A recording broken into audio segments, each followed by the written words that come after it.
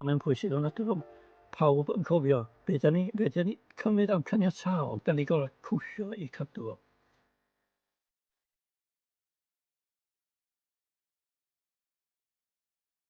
Mae rhywun yn teimlo cyfrifoldeb yn syth, dwi'n deud stori go iawn am bobl go iawn.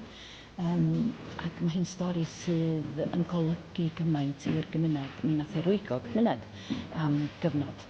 Mae cydweithio efo'r gweithwyr wedi bod yn rhywbeth hanfodol i ni o dechrau pan ni'n dechrau datblygu'r syniad hefo Ffion Davies yr awdur. Cos y stori nhw ydy hon, a mae'n stori personol iawn iddyn nhw.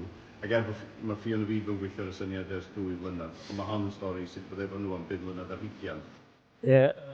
Sy'n bwysig ydy bod da ni byth yn ngolio beth da ni cymryd yn caniataol yn y teidion i hen teidion i gwffio i gael addysg a hawliau doctor.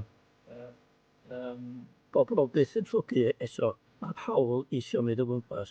40% o pawb yn cymryd caniataol dyddiau yma. Dwi'n meddwl dim byd amdano. Y beth ydy, fath o'r Streic Ferodo ydy, i bobl byth angofio hwnna.